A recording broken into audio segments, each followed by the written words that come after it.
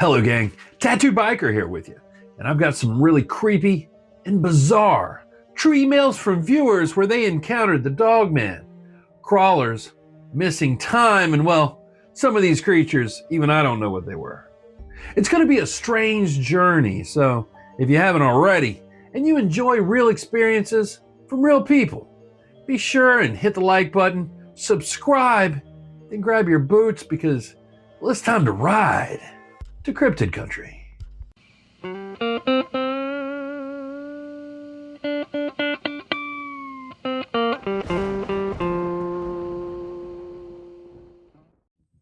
Now, in this first email, a Connecticut youth recalls seeing a tall, black, upright cryptid canine, or dogman perhaps, with a wolf's head standing in the woods near his house. Dear TB, this happened in Connecticut, about 30 minutes north of New Haven, back in 2008. I actually saw this thing twice. The first time, it was at night. For context, when I was little, I used to always stare out the window at night that faced a wooded grove. It was about 100 yards or so away from the house, and then just fall asleep, staring out the window, due to how peaceful the night was in the woods. So one night, when I was about 9 years old, I was staring out that window, when suddenly I noticed two yellow lights out in the woods. At first, I was confused, thinking that a car was somehow in a tree. But as I stared more, those yellow lights disappeared and then reappeared in the same spot, almost like blinking eyes. As my groggy brain took a closer look at the lights, I started noticing odd things, like how the tree these lights were showing up in was a little thicker than I remembered, and how there was a giant wolf head in the tree, and that the yellow lights aligned with the head to be its eyes. This is when I was getting nervous, and I was leaning forward trying to make out what I was seeing, and I bumped my head on the window glass accidentally. Well, as soon as my head hit the window, the wolf's head turned suddenly towards my window, and the rest of the creature's body started emerging from behind that tree. The body was hard to see at first because it was jet black, and it perfectly blended into the shadows. But now it was stepping out into the moonlight, and I was freaking out because this wolf was huge and standing on two legs. The top of this wolf's head had to be a good 10 feet from the ground. The wolf stayed in the tree line, but was still very visible from my window, and I could tell that it knew exactly where I was, even though there were no lights on outside for it to see me with. By this point, I had seen more than enough, so I quickly slammed the curtain shut and then hid under my covers that whole night, waiting to hear it clawing at the window to get me. Fortunately, that never happened. And I stayed buried under those covers until my alarm clock went off the next morning. I never told anyone about it because, although I saw it myself, I still couldn't quite believe that it had really happened. The second encounter happened some 12 years later, during a 4th of July celebration.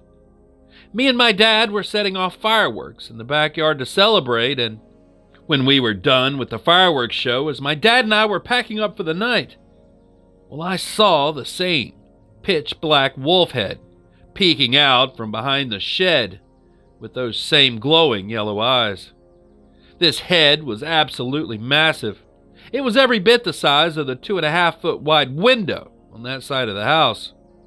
When it saw me staring at it, it quickly ducked its head back behind the shed. I told my dad that there was a big dog back there, and he just chalked it up to coyotes.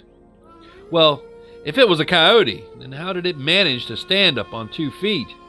And how did its face take up the entirety of a 2.5-foot window? I don't know for sure what I saw, but this thing matches descriptions that I've been given for dogmen by other supposed witnesses. So until I see otherwise, I'm going to say that's what it was, a dogman. It was terrifying in both encounters, and I never want to see it or anything like it ever again. Signed, Richie. Next, Imagine, if you will, a northwestern Ontario fisherman with his dog, and they come face to face with a greenish-brown humanoid creature. The dog was grabbed by this mysterious being, sustaining injuries from the encounter. Hey, biker. This encounter is kind of hard to explain. I was fishing in a river in northwestern Ontario. At the time, about 1.5 miles from my grandmother's house. I'd always walked there and fished from the bank where I had gone since I was a kid. I was down fishing with my dog. Her name's Queenie. And I was sitting and leaning against a tree. Then my bobber went down hard, and my rod almost came out of my hands. I figured I'd snagged a bass or a catfish. For some reason, though, I started following the line, as if something was drawing me in. Queenie was absolutely freaking out, growling, and even biting my leg, trying to get me back, but I kept following it, like I was in some sort of a trance. Then suddenly, something broke the surface of the water right in front of me, and all I could see was this torso and head of a greenish-brown creature, and I saw that its hand, yes, a hand, was pulling my line towards it, and I was terrified, but for some reason I couldn't stop as it brought me closer. Then suddenly Queenie was between us, barking and snapping at it, and I was suddenly able to go back towards the bank, leaving everything. Then I saw it grab Queenie, and grabbing my knife, I cut the line, which I guess broke the trance. As I struggled out of the water, I saw Queenie and grabbed her and run out to the bank. I heard a weird slapping sound and a grunt, but I just kept running until I was almost home. I saw that Queenie was hurt. One of her ears was gone. She was bleeding pretty bad, and I was crying. And when I finally got to the house, I threw her in the car, driving straight to the vet, still wet, cold, and shaking. I told him something got her, and waited anxiously until he came back. And he said that she was lucky that he had extracted a tooth from her skull. He said it looked like an alligator tooth, but me, I knew better. I'd ever told my family about what happened, but I know damn well it wasn't an alligator. Signed, Hank. Next, I have an email which tells the terrifying true story of two northern New Jersey boys who were riding their bikes at night when they both observe a pale, crawler, humanoid-type creature walking upright from a swamp and out onto the road. Hey, biker. I swear to God this is a real story, and I still get the chills just retelling it. This was some 20 years ago, back in 2004, in Sussex County in northern New Jersey. A friend and I were riding our bikes from his house to mine. It was probably 9:30, 10 p.m. in the summer, so it was pitch black when we were coming down the road. He only lived 4 houses down from me, so it was only about 1,500 feet from his house to mine. In front of my house is a swamp, as per the legal deed of my parents' house, and across the road on the other side is a swamp as well. We were approximately 200 feet from my driveway, right before the swamp began, and then this thing comes out of the swamp about 50 to 70 feet in front of us. It was tall. I would say at least 6 feet, with long, lanky legs and long arms that looked like they could almost touch the ground. I don't know if it had hair or fur. I wasn't close enough to it, and the road was basically pitch black except from the light from the neighboring houses. This thing, it was light in color, maybe white or just pale. It walked on its back legs and kind of lumbered out of the swamp like it kind of used its front legs sometimes, but definitely a rear 2-legged something. Anyway, this thing comes out of the swamp and goes to the middle of the street, turns to us, and then makes this weird, blood-curdling, screaming growl sound. It was a sound I wish I had on tape because, for the life of me, I just can't duplicate it. After it makes this awful noise, it runs across the street, again on 2 legs, and very, very fast into the other swamp. Well, my friend and I, we almost crapped our pants right where we stood. We U-turned our bikes and hightailed it the hell out of there. We took a few minutes to recoup our thoughts and analyze what the hell had just happened. After a few minutes, we both agreed that we had seen the exact same thing, but had no idea what it was. After regaining our courage, we bolted back down the road to my house.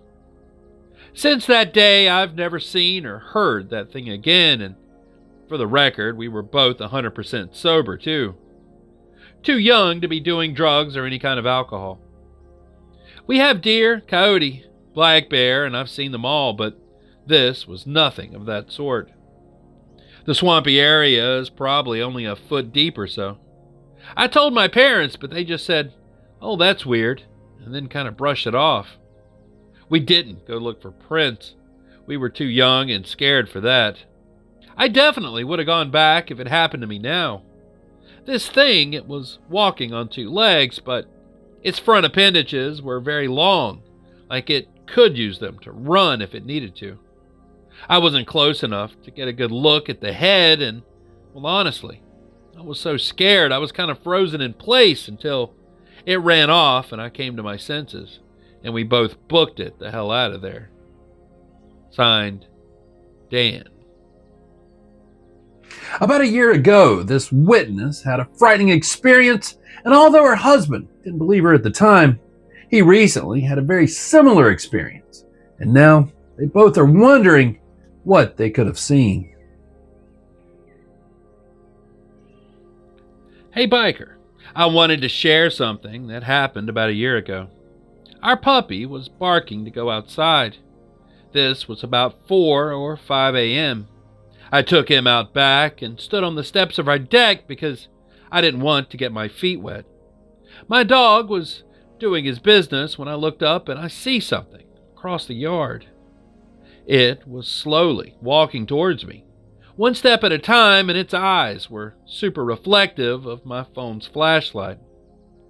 I thought that it could be a deer, but its eyes were so tall and staring straight at me. And it wasn't running away, but walking closer. I hurried the dog up and we quickly ran inside. I have reoccurring night terrors, so at first my husband thought it was just one of those. But I was crying and shaking and could barely talk about it. He told me it was probably a deer, but I wasn't convinced. I refused to take the dog out after midnight now, though. Fast forward until just recently. Early one morning at about 5 a.m., the dog was barking, and my husband took him outside. Once again, my husband stood on the deck stairs. He didn't have his glasses, but he said when he looked up, he saw something tall, standing in the forest part of our backyard. He said that he saw it walking slowly, like it was almost gliding.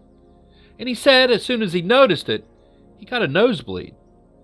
Now, my husband isn't typically prone to nosebleeds, but he hasn't had one since the season changed. He said he wanted to get a closer look, but felt like he really needed to go inside instead, like some kind of instinct to flee, so he ran in. Now, my husband is a zookeeper, and he isn't really afraid of animals. He works with giraffes and elephants, and says that this creature was definitely bigger than any species of wildlife that should be wild in our area. We've been trying to search for what else it could have been, but we're not coming up with anything. Do you or your listeners have any ideas? For reference, we live near Philadelphia, Pennsylvania, in a rural community. Signed, Christine. Now, I contacted the witness for a little more detail. They really didn't have any more information to offer about the sighting itself, but I did find out that the couple, well, they live in Bucks County, Pennsylvania, which has a history of cryptid and supernatural activity, especially upright cryptid canines. And now finally, a worker at Crater Lake National Park observes an unknown humanoid and then experiences bouts of blackouts and lost time. The incident convinces him that he's encountered an otherworldly entity. Dear Biker, I've been watching your channel for a few months after becoming interested in cryptids and the supernatural. I currently live near Portland, Oregon, and I was recently talking to a neighbor about a strange encounter he had while working at Crater Lake National Park back in the late 1980s, and I thought you and your listeners may find it interesting. It happened when the man was clearing brush and repairing a trail. One evening, soon after he clocked out, he realized that he had forgotten his work bag, so he drove back to the work site. He began walking along the trail that led out to where he had been working. It was right then that he felt a presence, like something was watching him. He says that at the time, he had no idea what it was, but he knew it was definitely there. He continued walking and heard a strange singing sound coming from the forest. It was like a woman or a child was out there. He said it was haunting and strange. He said it seemed to be coming from the direction where he had been working, which made him very apprehensive about continuing. As a result, he became so concerned that, he decided to just retrieve the bag the next day. So he turned around and headed back to his truck. He began walking, but then he heard footsteps in the distance behind him. He turned around, but he saw no one, so he just quickened his steps and continued walking. Then he heard the footsteps following him and keeping pace with him this time. When he stopped, he said it wasn't long before that he felt an overwhelming sense of danger, and he began to run back to his truck. Just before he reached the truck, he turned around and, that's when he saw it. He observed two bluish-colored eyes looking at him through the darkness. He said that there was real evil in those eyes. As he watched, the rest of the creature gradually came into view, and what he saw was humanoid in appearance and pale gray in color. He said that it kept low, and he was transfixed by the sight and was suddenly paralyzed. It slowly crept towards him. Its head looked alien-like in appearance. It then stopped and stared at him without blinking. Then suddenly it quickly turned and then just disappeared into the undergrowth. After standing there shocked and paralyzed for a minute or two, he moved. He was intrigued by what he had just witnessed. He then stepped forward to try and find this being and looked around for it for about 30 minutes. He never did locate anything. There was no sign of it at all. He eventually gave up his search and then walked back to his truck. He returned to where he had first heard the singing sounds, and now there were tracks that kind of looked like dog tracks, but quite large. There were only 4 toes on each print, rather than the normal 5 you would expect from a dog. After looking at these tracks for a few minutes, trying to figure out what made them, he had this strange sensation. His mind suddenly went blank and he couldn't remember why he was there or what had happened. He then decided to leave the area and head home. The next day, while at work, his boss radioed him and asked if he had seen anything strange in that area. Another worker had reported seeing something unusual. He said yes, and described the humanoid creature with the gray skin and the evil eyes.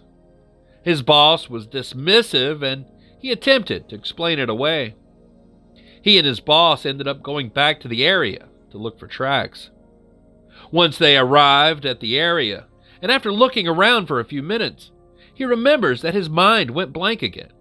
He blacked out again like before, and then when he looked up from the tracks, his boss was missing. He then glanced at his watch, and over 2 hours had suddenly passed. It was now mid-afternoon, and he couldn't remember the previous 2 hours. That terrified him. He walked back to the parking lot, hoping to find his truck. Luckily, it was still there, and he got in and immediately returned to the main station where his boss was waiting, sitting in his office. He asked him what had happened, but his boss just looked up like nothing had occurred. His boss asked him casually how his day was going, as if nothing had transpired earlier. That was his last day working at Crater Lake. He realized that he had encountered an otherworldly entity, and he wanted nothing further to do with it. In the many years since that incident, he has never experienced anything else out of the ordinary, but he stays away from Crater Lake, and he never plans to return to the park. Signed, Gary. And there it is, all the true cryptid encounter stories and reports that I have this evening. I can't wait to see your thoughts and theories about these down in the comments below, but please, keep it respectful to the witnesses.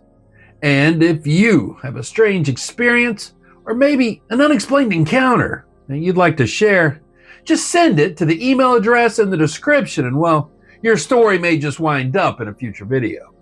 Anyways, I appreciate you taking this weird ride with me tonight. And until next time, stay curious, stay vigilant, stay safe, and I'll be seeing you on down the road a ways. Biker out.